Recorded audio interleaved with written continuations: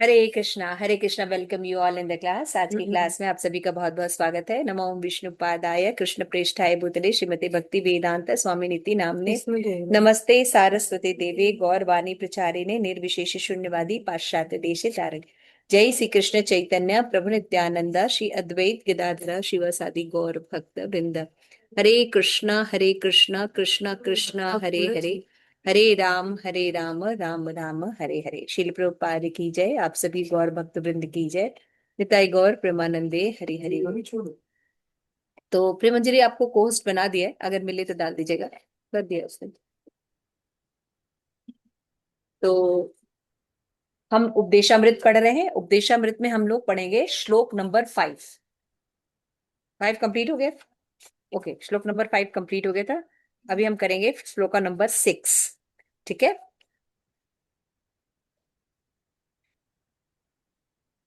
तो अभी हमने देखा पिछले श्लोक में कि हमें कैसे भक्तों के साथ व्यवहार करना चाहिए, है ना।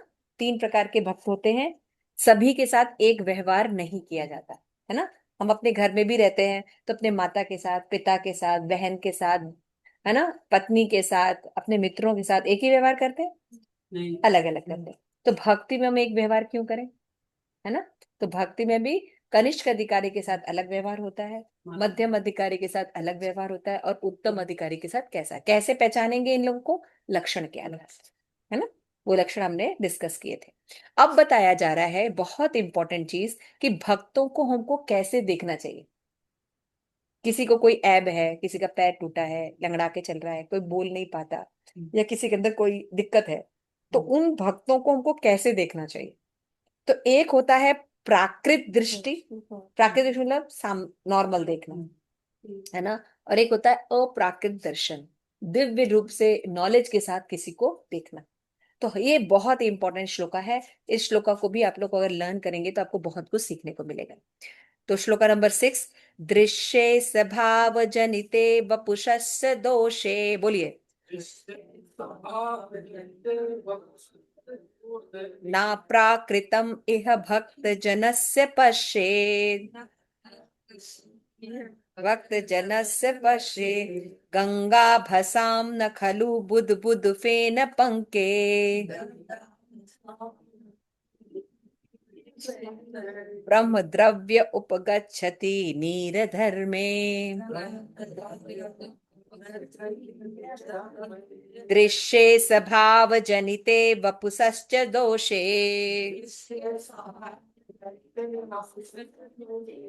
न प्राकृतम इह भक्त जनेत पश्ये गंगा भसाम न खलु बुध बुध फेन पंके।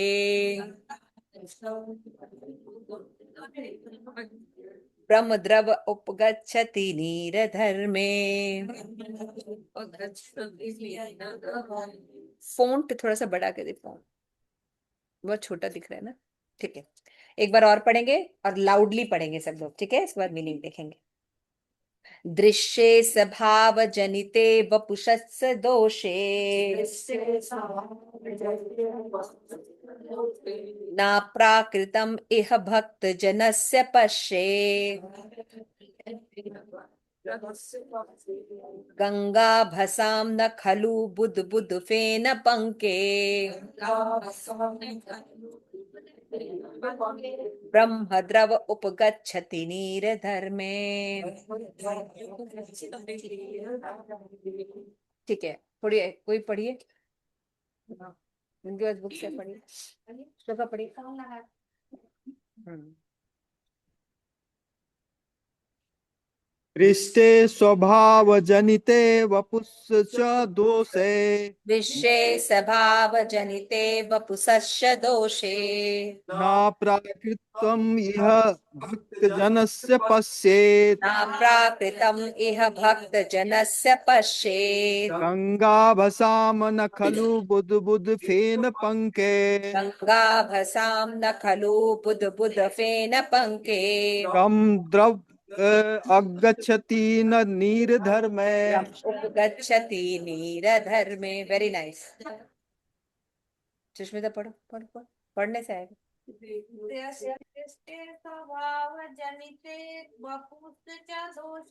दृष्टे स्वभाव जनिते वपुषस्य दोषे न प्राकृतम इह भक्त जनस्य पश्येत् गंगाभसाम न खलु बुध बुध फेन पंके।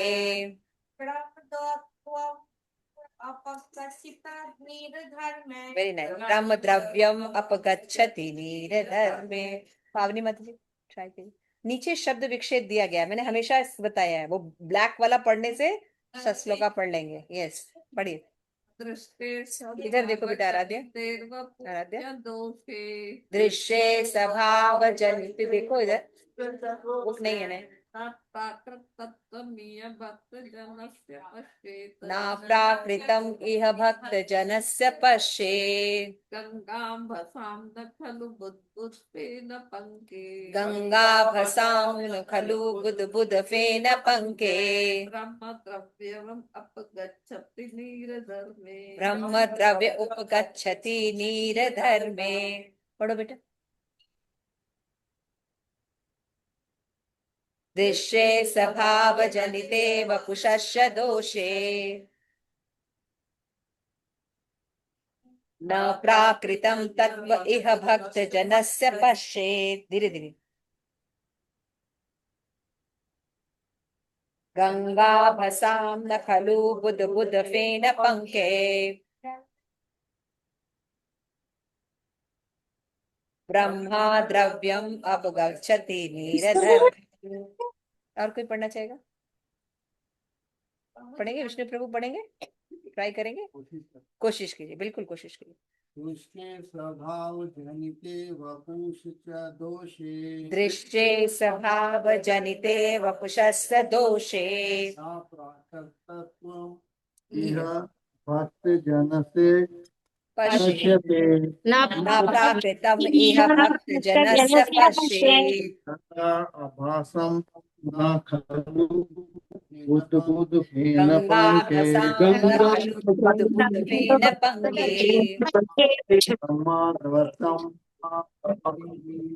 अरे वाह, यति गच्छति नीरधर्मे। ठीक है बेटा, तुम ट्राई करोगे शिवांगी? रामा प्रीति। ठीक है इसको करो, बोलो श्लोका बोलो।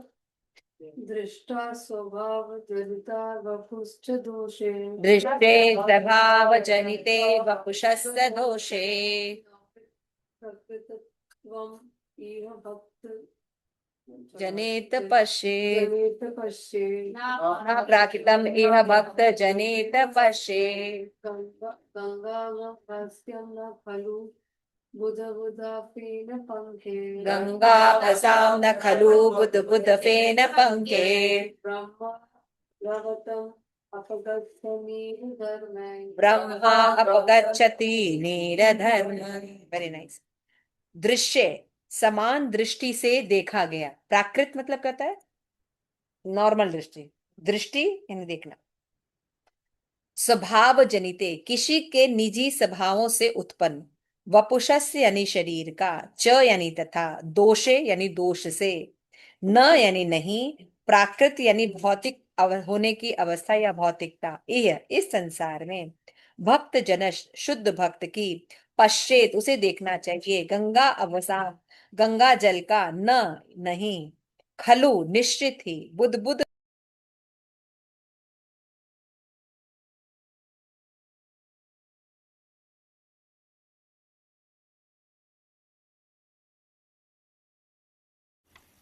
माता जी म्यूट हो गए, वो प्रेस हुआ है। माता जी अनम्यूट कर लीजिए। अनम्यूट गलती से म्यूट हो गया, अनम्यूट कर लीजिए। ओके। तात्पर्य अनुवाद शिल प्रभुपाद के द्वारा। शिल प्रभुपाद की जय। अपनी मूल कृष्ण भावनामृत स्थिति में रहते हुए शुद्ध भक्त अपने आप को शरीर नहीं मानता। ऐसे भक्त को भौतिकतावादी दृष्टिकोण से नहीं देखना चाहिए। निसंदेह भक्त के निम्न कुल से उत्पन्न होने, उनके कुरूप चेहरे, विकृत शरीर, रोगी अथवा अशक्त शरीर की परवाह नहीं करनी चाहिए। साधारण दृष्टि से ऐसे दोष शुद्ध भक्त के शरीर में प्रकट दिख सकते हैं, लेकिन इन सब दिखने वाले दोषों के बावजूद शुद्ध भक्त का शरीर कभी दूषित नहीं होता। यह ठीक गंगा जल के समान है, जो कभी कभी वर्षा ऋतु में बुद बुद हो जाता है, फेन हो जाता है, कीचड़ होता है, पॉल्यूशन हो जाता है ना, से पूरित हो जाता है, किंतु वो कभी दूषित नहीं होता। अतएव जो आध्यात्मिक ज्ञान में उन्नत हैं, वे जल की अवस्थाओं का विचार किए बिना गंगा में स्नान करेंगे। ठीक है। तात्पर्य श्रील प्रभुपाद के द्वारा। श्रील प्रभुपाद की जय। शुद्ध भक्त जो कि आत्मा की क्रिया है, शुद्ध भक्त जो कि आत्मा की क्रिया है, दूसरे शब्दों में श्री भगवान की दिव्य प्रेममयी सेवा मुक्त अवस्था में संपन्न की जाती है। श्रीमद् भगवद गीता 14.26 में कहा गया है, मा च योग अविव्यभिचारेण भक्ति योगेन सेवते सगुणान संहितया न ब्रह्म भूयाय कल्पते। जो पूर्ण भक्ति में संलग्न रहता है, जिसका किसी भी परिस्थिति में पतन नहीं होता, वो तुरंत भौतिक प्राकृतिक गुणों को पार करके ब्रह्म पद को प्राप्त करता है। अव्यभिचारिणी भक्ति का अर्थ है अनन्य भक्ति। भक्ति में सेवा में रत मनुष्य को भौतिक इच्छाओं से मुक्त होना चाहिए। इस कृष्ण भावनामृत आंदोलन में मनुष्य की चेतना में बदलना आवश्यक है। यदि चेतना को भौतिक भोग की ओर लक्षित किया जाएगा तो भौतिक चेतना में, और यदि इसे श्री कृष्ण की सेवा की ओर लक्षित किया जाएगा तो कृष्ण भावनामृत है। तो शरणागत व्यक्ति बिना भौतिक विचार के कि भगवान कृष्ण की सेवा करता है, अन्य अभिलाषिता शून्य ज्ञान कर्म आदि अनावृतम। अनन्य भक्ति जो शरीर तथा मन के कार्यों से यथा ज्ञान एवं कर्म से परे है, शुद्ध भक्ति योग कहलाती है। भक्ति योग आत्मा की सही सक्रियता है। जब मनुष्य वास्तव में अनन्य शुद्ध भक्ति सेवा में संलग्न होता है तो वो पहले से ही मुक्त रहता है। सगुणान संमितेन। भगवान श्री कृष्ण का भक्त कभी भौतिक दशा में बंधता नहीं है, भले ही शरीर से वो भौतिक रूप से बद्ध लगे। अतएव मनुष्य को चाहिए कि वह शुद्ध भक्तों भौतिकतावादी दृष्टिकोण से न देखे। जब कोई वास्तव में भक्त नहीं होता तब वह दूसरे भक्त को ठीक से पहचान नहीं पाता। जैसे कि पिछले श्लोक में बताया गया है कि भक्त तीन प्रकार के होते हैं, कनिष्क, मध्यम और उत्तम। कनिष्क अधिकारी भक्त अभक्त में अंतर नहीं कर पाता, उसे तो केवल मंदिर में अर्चा विग्रह के पूजन से ही प्रयोजन होता है उसे, किंतु मध्यम अधिकारी भक्त तथा अभक्त में, भक्त तथा भगवान में अंतर कर सकता है। इस तरह वह पूर्ण पुरुषोत्तम भगवान भक्त तथा अभक्त के साथ भिन्न भिन्न आचरण करता है। किसी को शुद्ध भक्त के शारीरिक दोष की आलोचना नहीं करनी चाहिए। यदि ऐसे दोष हो भी तो उसकी उपेक्षा कर देनी चाहिए। जिस बात पर ध्यान देना चाहिए वह है शुद्ध भक्त या परमेश्वर के प्रति शुद्ध सेवा, वह गुरु का मुख्य कार्य है। भगवत गीता में 9.30 में भी ये कहा गया है, अपि चेत सुदुराचारो भजते माम अनन्य भाग साधुरेव स मंतव्यम सम्यक व्यवस्थितो हि सह। यदि कोई भक्त कभी घृणित कर्म करता प्रतीत होता है तो उसे मृत्यु के साधु के समान ही समझना चाहिए, क्योंकि उसका वास्तविक पहचान तो यह है कि वो भगवान की प्रेम भक्ति में लगा हुआ है। दूसरे शब्दों में वो समान व्यक्ति नहीं समझना चाहिए। शुद्ध भक्त भले ही ब्राह्मण हो या गोस्वामी परिवार में न जन्मा हो, किंतु यदि भगवान की सेवा में लगा है तो उसकी उपेक्षा नहीं करनी चाहिए। वास्तव में जाति या वंश परंपरा जैसी भौतिक बातों पर आधारित गोस्वामी परिवार नहीं हो सकता। गोस्वामी उपाधि तो शुद्ध भक्तों का एकाधिकार है। इस प्रकार हम 6 गोस्वामियों की बातें करते हैं, जिसमें श्री रूप गोस्वामी तथा सनातन गोस्वामी प्रमुख हैं। एक बार एक प्रकार से मुसलमान भी बन चुके हैं। इतने उन्होंने अपना नाम दबीर खास और शाकार मल्लिक रख लिया था, लेकिन चैतन्य महाप्रभु ने स्वयं स्वयं उन्हें गोस्वामी बनाया। अतएव गोस्वामी अपनी वंशागत नहीं, गोस्वामी शब्द उस व्यक्ति का सूचक है जो अपनी इंद्रियों को वश में रख सकते हैं, जो इंद्रियों के स्वामी हैं। भक्त इंद्रियों के वश में नहीं होता, वह तो इंद्रियों के नियामक होते हैं। फलस्वरूप उसे स्वामी या गोस्वामी कहा जाता है, भले ही वो गोस्वामी परिवार में उत्पन्न न हुआ। तो इस सूत्र के अनुसार जो गोस्वामी श्री चैतन्य नित्यानंद प्रभु अद्वैताचार्य के वंशज हैं, जो वे निश्चित रूप से भक्त हैं, लेकिन जो भक्त अन्य परिवारों से भी संबंधित है, उसमें भेदभाव बरतना नहीं चाहिए। निसंदेह भक्त चाहे पूर्वाचार के परिवार में हो या किसी सामान्य परिवार में, उन्हें एक जैसा समझना चाहिए। किसी को यह सोचकर ओह ये तो अमेरिकन गोस्वामी है, उसके साथ भेदभाव नहीं बरतना चाहिए। यह सोचना चाहिए, न ही ये सोचना चाहिए कि निसंदेह यह नित्यानंद वंशज गोस्वामी है। कृष्ण भावनामृत आंदोलन में अमेरिकी वैष्णव को गोस्वामी उपाधि दिए जाने पर भीतर ही भीतर विरोध की धारा चल रही है। कभी कभी लोग अमेरिकी भक्तों से सीधा कह बैठते हैं कि ये उनका सन्यास, उनका गोस्वामी प्रमाणिक नहीं है, किंतु रूप गोस्वामी ने इस श्लोक के अनुसार अमेरिकी गोस्वामी तथा आचार्य कुल के गोस्वामियों में अभिन्न है ऐसा बताया। ठीक है, तो आइए हम इसको समझने की कोशिश करते हैं। तो देखिए इसमें एक बहुत बड़ा दृष्टांत दिया जा रहा है। क्या दृष्टांत दिया जा रहा है? जनरली हम भारत में देखते हैं जाति प्रथा, देखा है ना, अगर ब्राह्मण का पुत्र है तो ब्राह्मण होना चाहिए, है ना, गोस्वामी का पुत्र है तो उसका बेटा गोस्वामी होगा, भले उसके अंदर लक्षण कुछ ना हो। लेकिन भगवान ने ऐसा नहीं कहा है। भगवत गीता में भगवान ने क्या कहा है? चातुर्वर्ण्यम मया सृष्टम गुण कर्म विभागस्य, है ना। तो गुण और कर्म के अनुसार व्यक्ति को कोई भी धर्म में निहित मानना चाहिए।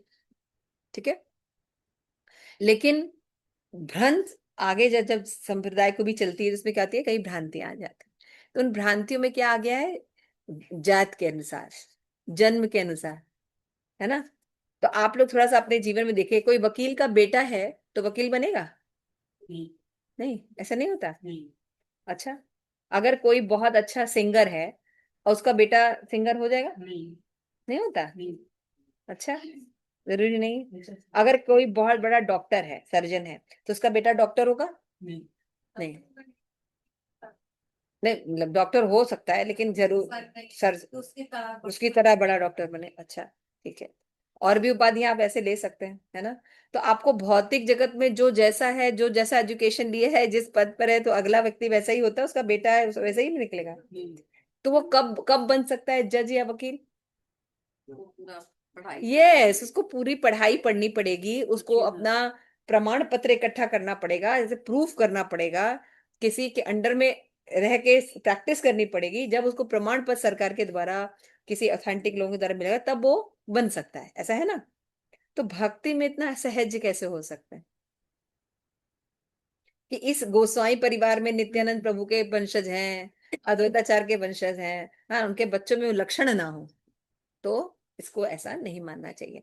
तो भक्तों को प्राकृतिक दृष्टि, संस्कृत में क्या हो, इसको बोलते हैं प्राकृत दृष्टि, है ना, भौतिक जगत से नहीं देखना चाहिए। कोई भी भक्ति कर सकता है, भगवान की भक्ति कर सकता है, अगर उसके अंदर निरंतर भगवान के प्रति प्रेम है तो उसको भक्त मानना चाहिए। ठीक है ना। ये कितनी बड़ी क्रांति और आंदोलन शिल प्रभुपाद ने किया था। शिल प्रभुपाद के पहले भक्ति विनोद ठाकुर ने इसको क्रिएट किया था। भक्ति विनोद ठाकुर ने इस कॉन्सेप्ट को लेकर, आप सोच के देखिए, 16वीं शताब्दी में या 15वीं शताब्दी में, 18वीं शताब्दी में क्या सिचुएशन रही होगी, कितना कट्टर था हिंदू समाज, उसमें ये रेवोल्यूशन लेके आना। उसके बाद भक्ति सिद्धांत सरस्वती ठाकुर, जो कि शिल प्रभुपाद के गुरु महाराज, उन्होंने इसको स्टैब्लिश किया। उनको इस बात से, ये बात जब स्टैब्लिश कर रहे थे ब्राह्मणों के बीच में, सबके बीच में, उनको मार देने की, जान से मार देने की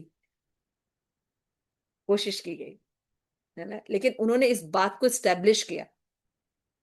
शिल प्रभुपाद ने भी संघर्ष किया।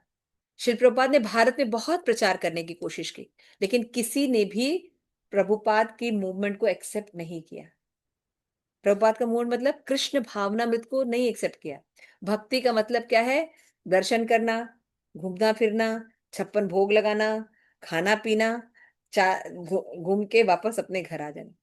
प्रभुपाद यहाँ पे बोल रहे हैं अगर आप भक्ति कर रहे हैं, आपकी चेतना में परिवर्तन होना चाहिए। तो हमारी सहज वृत्ति क्या है? भोग करना। कोई चीज है तुम सोचते हैं हमको मिल जाए, है ना, ऐसे ही है ना। कोई भी चीज है तो क्या सोचेंगे, एक मान लीजिए आप गार्डन में जा रहे हैं और सुंदर गुलाब के फूल खिले हुए हैं, जनरल तोड़ के क्या लगा अपने बालों में, या अपनी प्रेयसी के लिए लेके जाओ, ऐसा ही है ना। कोई चीज दिखता है तो मैं सुखी हो जाऊं, कहीं किसी के घर में कोई बहुत अच्छी चीज दिख रही है तो इसको तो मेरे घर में होना चाहिए। ये कार मेरे पास होनी चाहिए, ये फैसिलिटी मेरे पास होनी है ना, यही प्रवृत्ति है ना। इसीलिए हम भगवान से अलग होने के कारण हम इस जगत में भोग कर रहे हैं, है ना। लेकिन भक्त लोग क्या जानते हैं, भक्त लोग जानते हैं ये सारी संपत्ति भगवान की है। अगर हम भगवान को ऑफर करके उसको भोग नहीं करेंगे तो इसका दुख परिणाम पाप हमें झेलना पड़ेगा, है ना। ये शरीर भी अगर हम अपनी इंद्रिय तृप्ति के लिए कर रहे हैं तो गलत है। अगर हम इस शरीर से संबंधित अपने लोगों को भी अगर हम अपना समझ के भोग कर रहे हैं तो गलत हो गया ना। लेकिन कॉन्शियसनेस चेंज क्या होगी भक्ति से, मैं भगवान का अंश हूं, तो मेरे संबंधित जितने लोग हैं आसपास ये भी भगवान के अंश हैं। हमारे कर्मों के अनुसार से किसी से सुख किसी से दुख मिल रहा है ना। तो सुख भी बंधन का कारण है और दुख भी बंधन का कारण है। तो हमें भी जन्म मृत्यु से बाहर निकलना है, अपनी आत्म स्वरूप को प्राप्त करना है और औरों को भी निकालना है। हर माँ बाप का या जितने भी होते हैं अपने बच्चों के लिए होता है कि हम अपने बच्चों को बहुत अच्छी शिक्षा दें, कुछ बन जाए, है ना। कुछ अच्छे पद पे बन जाएं, अच्छे अच्छी कम अपने पैसे से कमाएं और अच्छे से सुख से रहें, यही हर माँ बाप का सपना होता है। और वो उसके लिए दिन रात परिश्रम करते हैं, है ना, दिन रात परिश्रम करते हैं। लेकिन अगर हम शास्त्र पढ़ते हैं, श्रीमद् भागवतम पढ़ते हैं, तो श्रीमद् भागवतम में ऋषभ देव एक बहुत बड़े राजा थे, है ना, ऋषभ देव। तो ऋषभ देव ने अपने पुत्रों से कहा कि तपो हि दिव्यम, तुम लोग मेरे पुत्र हो और बहुत योग्य हो। ऋषभ देव के पुत्र बहुत योग्य पुत्र थे। ऋषभ देव के पुत्र जो थे उन्होंने पूरे विश्व में राज किया, है ना। तो राज्य करने से पहले अपने बच्चों को उन्होंने तपस्या करने के लिए बोला। पहले के राजा लोग क्या होते थे, राज ऋषि होते थे, they know the actual truth. तो उनको उन्होंने भक्ति कराई, उनको भक्ति कराई, उन्होंने कई सारे भाइयों ने मिलकर तपस्या की, तपस्या करके भगवान का आशीर्वाद प्राप्त किया और भगवान की प्रॉपर्टी समझकर पूरे विश्व पर राज्य किया। ठीक है, आप देख रहे हैं कैसी परंपरा थी हमारी। तो उन्हीं परंपराओं को फिर से कृष्ण भावनामृत इस्कॉन के माध्यम से शिल प्रभुपाद ने री स्टैब्लिश किया, क्योंकि ये ज्ञान लुप्त होता जा रहा था, है ना। तो सही नॉलेज होने पर क्या हो गया, जनरली या तो लोग कहते हैं सब कुछ छोड़ दो या सब कुछ भोगो, यही है ना, दो नॉलेज है। या तो लोग छोड़ देते हैं सब कुछ, छोड़ो घर बार चलो वृंदावन, छोड़ो हरिद्वार, छोड़ो घर बार चलो हरिद्वार, ऐसा बोला जाता है। तो सब कुछ छोड़ देंगे, बहुत दुख है तो सब कुछ छोड़ देंगे, है ना, और या भोग करेंगे, है ना। ये दो कॉन्सेप्ट था। प्रभुपाद ने कॉन्सेप्ट क्या लेके आए हैं, युक्त वैराग।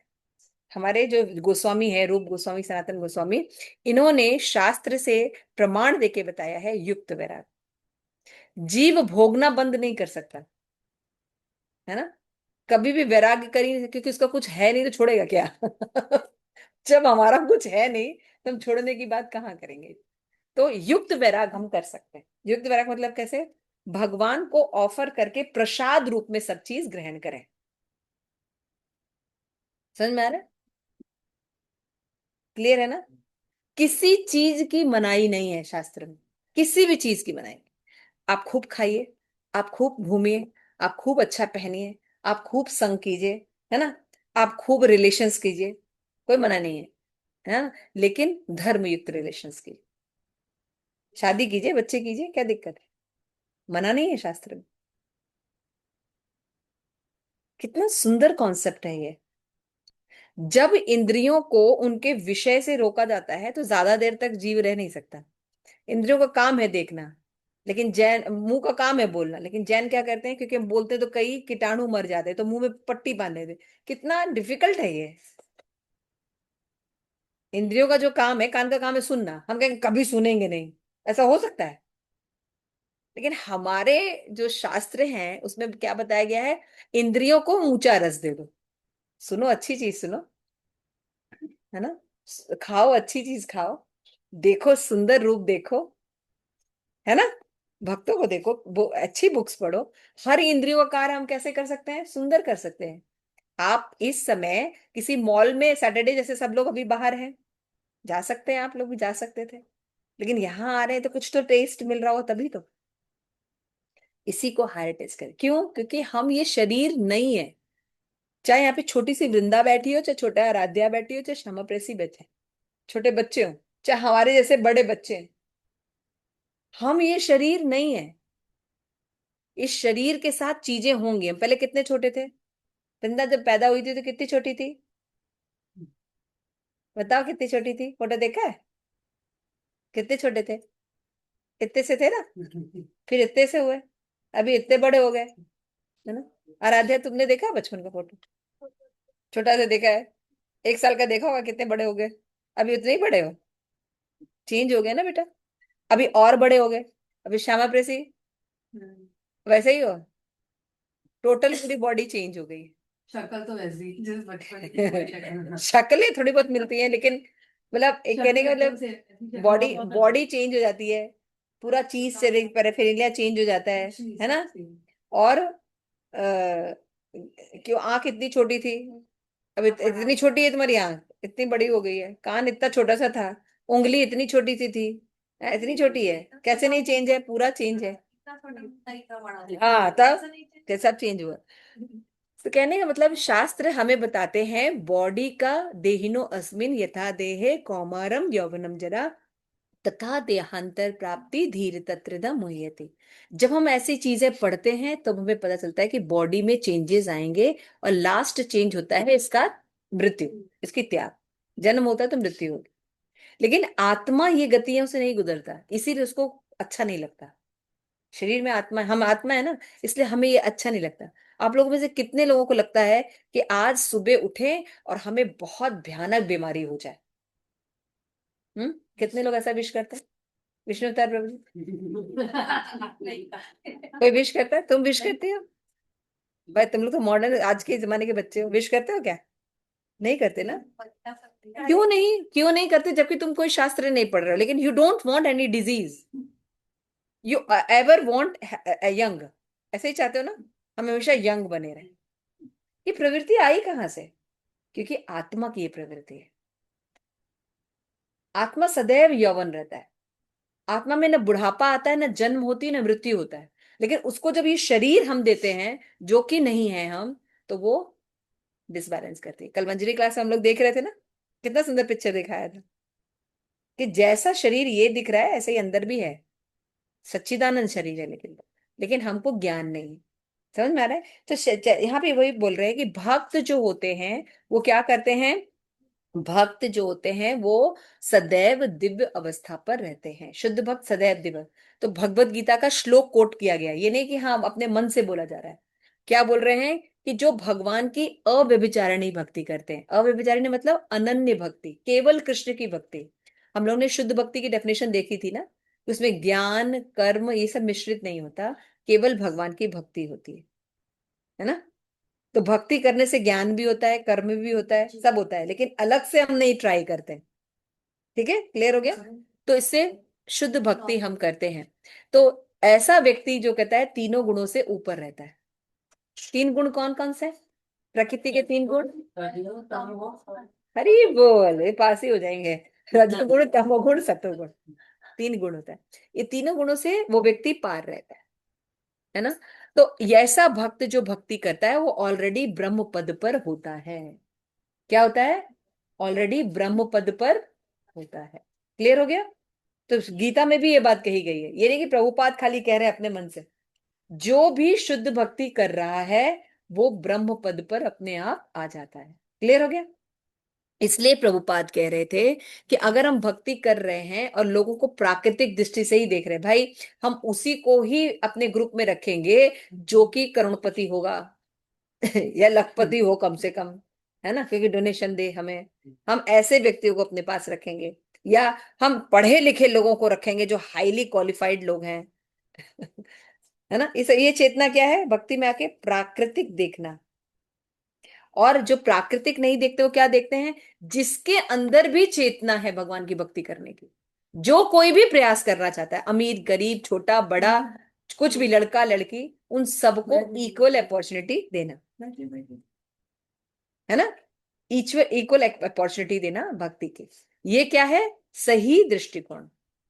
तो ये चेतना आनी चाहिए चेंज करने। तो प्रभुपाद कह रहे हैं कि जब हम भगवान की अनन्य भक्ति करते हैं तो हम क्या करते हैं, शुद्ध भक्ति करने के कारण हम ब्रह्म पद पर अपने, इसको लांघना कितना मुश्किल इन 3 गुणों को लांघना किसी पढ़ाई से या इससे नहीं होता है ना। डॉक्टरों के साथ भी स्कैम्स होते हैं, सुन रहे हो ना साइंटिस्ट के साथ भी स्कैम हो जाएगा।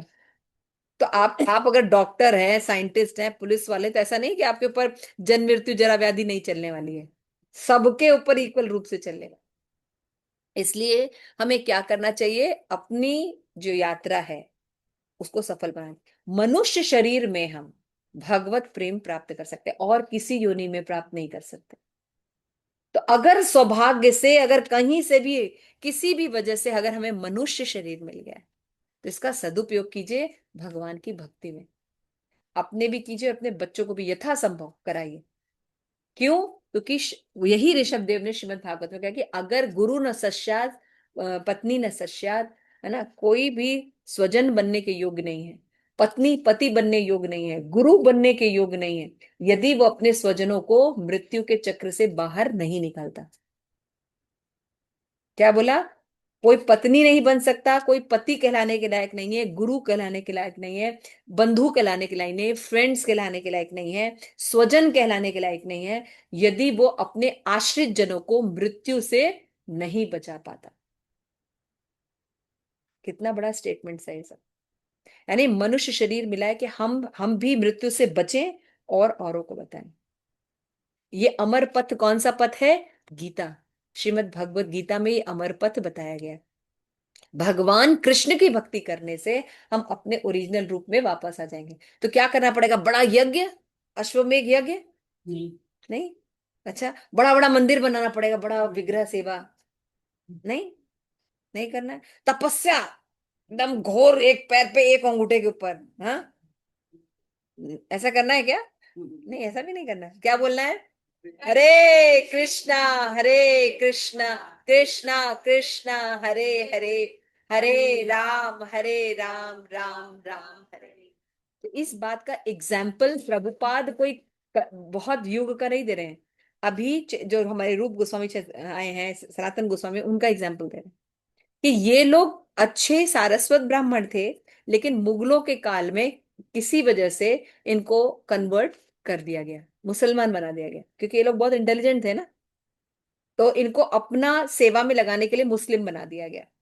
उसके बावजूद भी चैतन्य महाप्रभु ने इनको दीक्षा दी, दीक्षा दी, दोनों को रूप सनातन गोस्वामी नाम दिया, और क्या किया, भगवत भक्ति प्रचार करने के लिए कहा। फिर से हमारी बुक्स उन्होंने जला दी थी, नालंदा विश्वविद्यालय जल गया था, तो फिर से रीस्टैब्लिश करने को, आज हम जो वृंदावन देख रहे हैं, आज हम जो चीजें देख रहे हैं, आज जो भगवत गीता रामायण पढ़ रहे हैं, इन सब को वापस से प्रकट किया, वापस से प्रकट किया। तो इस तरीके से हम समझ सकते हैं कि हमें इन सब चीजों का देखना चाहिए। तो एक होता है प्राकृतिक देखना और एक होता है दिव्य रूप में देखना।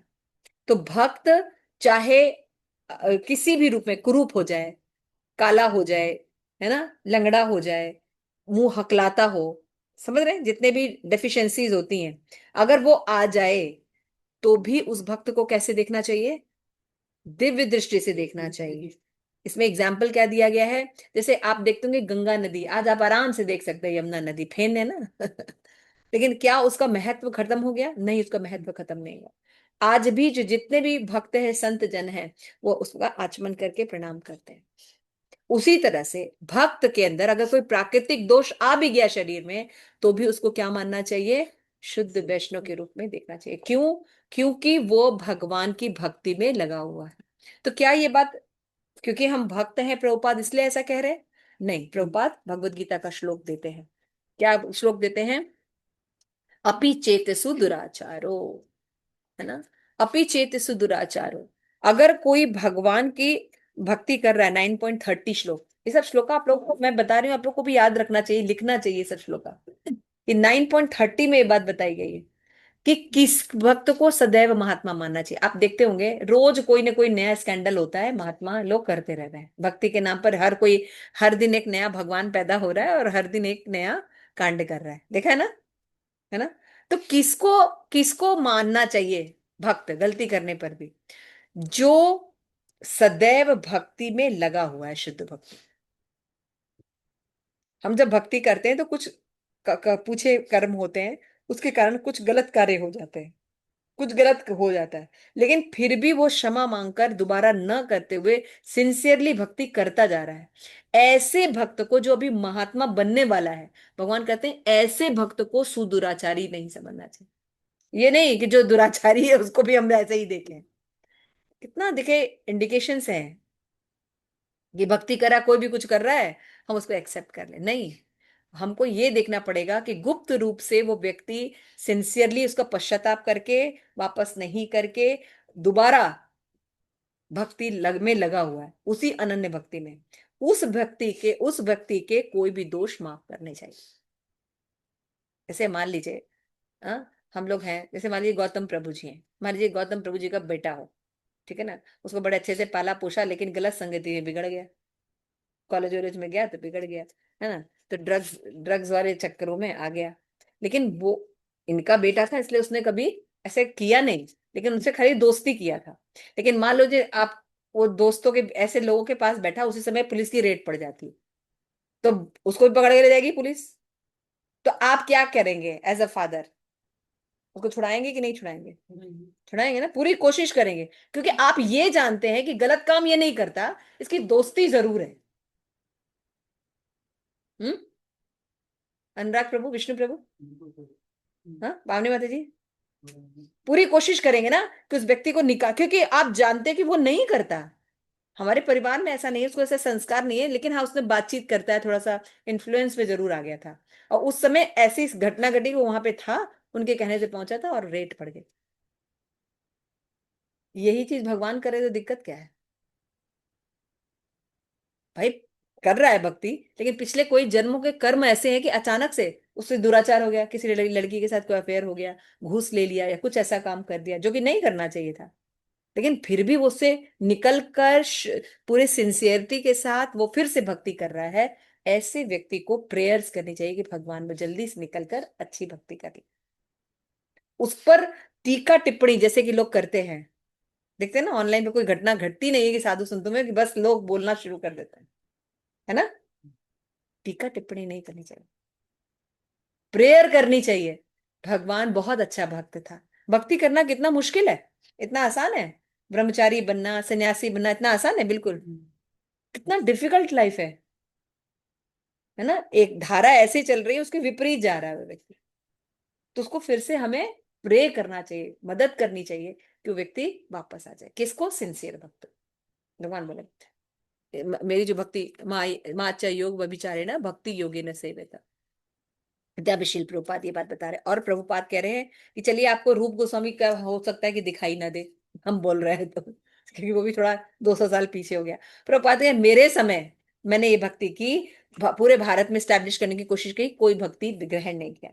मैं विदेश गया क्योंकि मेरे गुरु ने कहा था, वहां पे गया, हिप्पियों के बीच में रहा, और वहां पे भक्त बने, और ये लोग सिंसियरली प्रैक्टिस कर रहे हैं। और लेकिन जब भारत वापस आए तो लोग इनको एक्सेप्ट नहीं कर रहे थे, क्योंकि ये विदेशी गोस्वामी थे, है ना, इनको एक्सेप्ट नहीं कर रहे थे। लेकिन प्रभुपाद ने कहा करना चाहिए, क्यों? क्योंकि रूप गोस्वामी ने कहा है, ब्राह्मण का पुत्र है, गोसाई का पुत्र है, तो गोसाई होगा नहीं, उसके अगर लक्षण अगर है तो करे।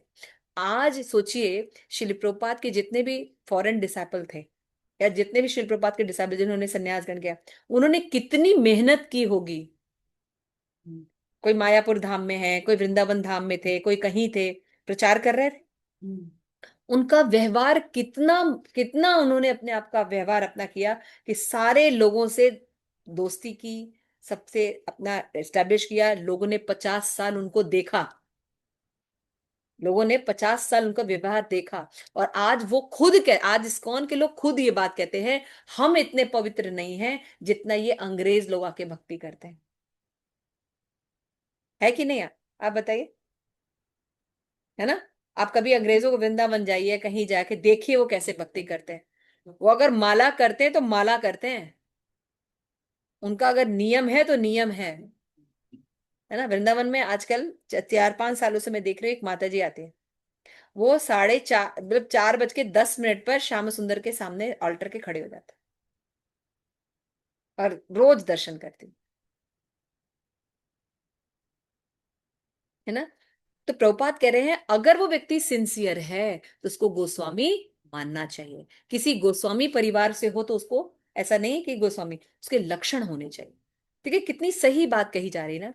आज सारी प्रॉब्लम यही है, गुण के आधार पर पोस्ट में लोग नहीं हैं, इसीलिए अराजकता है, भ्रष्टाचार है और सारी चीजें हम देख रहे हैं। आप सोच के लिए, जो व्यक्ति के अंदर क्षत्रिय गुण है वो पुलिसमैन हो, जिसके अंदर बिजनेस गुण हो, वैश्य गुण हो, वो बिजनेसमैन में हो, जिसके अंदर ब्राह्मण गुण हो वो ब्राह्मण हो, जिसके अंदर सेवा का गुण हो वो शूद्र हो, सब अपनी पोजीशन पे हो, तो कितनी व्यवस्था होगी, होगी ना? क्योंकि वो गुण के आधार पर पोस्ट पर है। ये आज आप लोगों ने बहुत बड़ा कॉन्सेप्ट सुना, है ना? और भक्तों को कोई भी दिक्कत हो सकती है। हम लोग सोचते हैं भक्ति कर रहे हैं, इनको कैसे कोई दिक्कत हो सकती है, ये कैसे, इनका कैसे एक्सीडेंट हो सकता है, इनके फेस कैसा कुरूप हो सकता है ना? इनको कोई प्रॉब्लम कैसे आ सकती, क्यों नहीं आ सकती? शरीर है, बहुत कुछ हो सकता है। गुरुजनों को कैसे हो सकता है? बिल्कुल हो सकता है। उन्होंने जो शिष्य बनाया, उनके शिष्य जो गलतियां कर रहे हैं, जो नियम पालन नहीं कर रहे, तो उसका अपराध कौन ले रहा है? आप ले रहे हैं? नहीं। आपके जीवन में कोई एक व्यक्ति बताइए, माता पिता को भी बताइए, जो ये कहे कि बेटा ऐसा है, मैं तुम्हारे सारे अपराध पूरे जन्मों के ले रहा हूं, ले रही हूं, और तुम जरा सुख से रहो। है कोई? नहीं। ये काम आपके गुरु महाराज कर रहे हैं। जब आप दीक्षा लेते हैं तो गुरु आपके करोड़ों जन्मों के पाप जितने हैं वो लेते हैं, शुद्ध करते हैं आपको, और भगवत भक्ति करने का कृपा देते हैं। उस गुरु के प्रति क्या हमें कैसा डेडिकेशन होना चाहिए, है ना? इसलिए आप लोग कम से कम हमारे भक्ति विश्व में एक सिंपल हार्ड रही है। कुछ नहीं कर सकते चलेगा, अपने जो नियम है उसको पालन कीजिए, गुरु पर अपराध मत कीजिए, है ना? मान लीजिए बहुत बड़ी बड़ी सेवा नहीं कर पा रहे हैं आप, नहीं कर पा रहे, अपनी माला ठीक करिए, अपनी माला कीजिए, 10 नाम अपराध से बच के माला कीजिए, अपने जो 4 नियम है उनको अच्छे से पालन कीजिए, है ना? अपनी चैंटिंग खूब अच्छी करिए, 16 माला खूब अच्छे से करिए, ये आपका सबसे बड़ा गिफ्ट है। ठीक है? श्रील प्रभुपाद की जय। आप सभी गौर भक्तवृंद की जय। हिताय गौर प्रेमानंदे। किसी का कोई प्रश्न है या कोई बात अच्छी लगी आज के क्लास में? यस आरती माता जी, एनी पॉइंट आज के क्लास में आपको अच्छा लगा? आरती माता जी, मेरी आवाज आ रही है? आप हरी अनम्यूट। माता, हरे कृष्ण माता जी। हरे कृष्ण। यस, बताए। आज का तो ऐसे तो क्लास पूरी बहुत अच्छी थी माता जी, और आप एक्सप्लेन भी बहुत अच्छी से कर रहे हो। बट जो भी आप बताए कि जो अमेरिका के साधु वगैरह आए तो उन्होंने कितना कष्ट सहे यहाँ पर आकर के, तो वो उसके बारे में तो सोचो तो भी बहुत ये लगता है कि मतलब कितना ज्यादा वो यहाँ पर तो, जो यहाँ के लोग होते हैं उनको तो आदत रहती है यहाँ के माहौल में रहने की, बट वो इतनी अच्छी फैसिलिटी में रह करके आकर के वो यहाँ पर भक्ति करे, यहाँ के हिसाब से उन्होंने अपने आप को बनाया है, तो ये उनका गुरु के प्रति कितना बड़ा समर्पण था। यस, थैंक यू माता जी। यस प्रेमंजरी माता जी, एनीथिंग, एनी पॉइंट? हरे कृष्णा माता जी। आवाज नहीं आ रहा। हरे कृष्णा, अभी आ रही है माता जी? अभी आ रही है आवाज? बहुत स्लो आ रही। हरे कृष्णा, अभी ठीक है माता जी? हाँ। तो एक पॉइंट मुझे बहुत अच्छा लगा, प्रभुपाद बड़ा अच्छे से बता रहे कि शास्त्रों का एग्जाम्पल लेके बताते हैं, और एग्जाम्पल रूप गोस्वामी का भी देते हैं और प्रेजेंट भी देते हैं। जैसे मेरे जो शिष्य आए हैं उनको एक्सेप्ट नहीं किया जा रहा, देन वो करंट इश्यूज को भी एड्रेस करते हैं कि हम लोगों के साथ भी ऐसा हो सकता है कि हम लोग भी देखें जैसे ये ग्रुप का, ये ऐसा है, इस परिवार से है, ये कई दफ़ा अलग रिलीजन के भी आते हैं, तो प्रभुपाद दोनों तरह से इसको समझाने का प्रयास कर रहे हैं, जो बहुत इंपॉर्टेंट है आज की डेट में। हम लोग प्रभुपाद ग्रुप दोनों पे तरह सब से एग्जाम्पल दे रहे हैं, है ना, आज का भी आगे का भी एग्जाम्पल दे के बता रहे हैं और इन तथ्यों को सिंपलीफाई से समझा रहे हैं। थैंक यू माता जी। यस अनुराग प्रभु। माता जी क्लास बहुत बढ़िया लगा। इसमें एक चीज जो आपने बताया वो मतलब मुझे समझने में आसानी हुई। पहला जो आत्मा के बारे में आपने बताया कि शरीर हमारा, जो उदाहरण आपने दिया कि हमेशा हम यौवन के बना साथ रहना चाहते हैं। हाँ, वो चीज मेरे मन में ये चीज बैठी रहा और बहुत अच्छा उदाहरण दिया आपने। साथ साथ आज के क्लास से ये समझ में आया कि जो कोई अगर घृणित कार्य भी कोई भक्त कर रहा है और वो शुद्ध भक्ति में लगा हुआ है तो कभी भी उससे घृणा नहीं करना है, उसको जो है मतलब प्रेयर्स करनी है उसके लिए। जी। ये पॉइंट मुझे भी बहुत अच्छा लगा और आपको एग्जाम्पल के साथ आपने बताया तो और भी बहुत समझ में आया? जब हम किसी का क्रिटिसाइज करते हैं, जैसे आपने रामायण, अब रामायण कितने लोगों ने सुना है? आप सबने सुना है ना?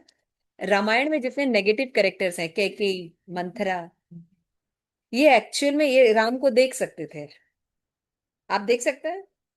तो ये कैरेक्टर प्ले करके गए, जैसे हम कोई ड्रामा देखते हैं ना, तो ये कैरेक्टर प्ले कर रहे हैं, ये है नहीं वैसे। तो उनको उस भाव से नहीं देखना चाहिए, ये हमारे भाव है, क्योंकि हमने भगवान को छोड़ के यहाँ आए हैं। हम ऐसे दृष्टि में देखते थे। हाँ, कोई इसे देखना नहीं चाहिए। आज ये बात समझ आया। तो मेरे कैकेयी राम को देख सकती है ना, मंथरा राम को देख सकती थी ना, राम लक्ष्मण भरत शत्रुघ्न। हम लोग के अंदर ये कैपेसिटी है? नहीं, मतलब दिव्य दृष्टि से नहीं, नहीं, नॉर्मल देख सकती थी, जैसे आप देख रहे हैं वैसे वो मंथरा देखती थी राम को। तो इसका इसका मतलब दिव्य दृष्टि में थी ना, उनको कैरेक्टर ऐसा दिया गया था नेगेटिव, लेकिन वो थी नहीं। लेकिन हम नेगेटिव कैरेक्टर में, हम नेगेटिव कैरेक्टर, हम भगवान से द्रोह करके यहाँ पे आए। हम चाहते हैं कि हम भगवान की तरह भोग करें और भगवान बिल्कुल इंटरफेयर ना करे। तो ये सब बहुत इंपॉर्टेंट है कि भक्ति में, जैसे हम कहते हैं राम से तुलना करने लगते हैं, सीता से तुलना करने लगते हैं, प्राकृतिक तुलना करने रहते हैं ना। भगवान कोई भी कार्य करते हैं उसके पीछे रीजंस होते हैं। शुद्ध भक्तों से आप पूछेंगे तो आपको पता चलेगा। आपको देखने में अजीब सा लगेगा, ऐसा क्यों किया भगवान ने, सीता को क्यों छोड़ दिया, ऐसे कई कॉन्सेप्ट उठते हैं। लेकिन उसको शुद्ध भक्तों से समझना चाहिए कि उसके पीछे रीजंस क्या है। ये बहुत इंपॉर्टेंट है। यस, और कोई? सुष्मिता माता, एनी पॉइंट? वही पसंद आया था, जो भक्त लोग होते हैं और गलत करते हैं तो उसके लोग शिकायत करते हैं, उस पर टीका टिप्पणी शुरू कर देते हैं। बट ऐसा नहीं करना चाहिए, हमें उसके लिए प्रेयर करना चाहिए, उसको अच्छा लगा। और ऐसे ही भक्ति लोग को देता है जो अन्य अभिलाषिता में हाँ, यस, ये याद रखना चाहिए किनके लिए, है ना? लेकिन के लिए जिनकी भक्ति अन्य अभिलाषिता अनभिलाषिता शून्य हो, उन भक्तों के लिए कभी नहीं करना चाहिए, कभी नेगेटिव नहीं सोचना चाहिए, नेगेटिव नहीं बोलना चाहिए, ये अपराध हो जाता है। ठीक है, थैंक यू सो मच। शील प्रभुपाद की जय, आप सभी गौर भक्त की जय, निताई गौर प्रेमानंदे, हरि पंचकर्तृभ्य से।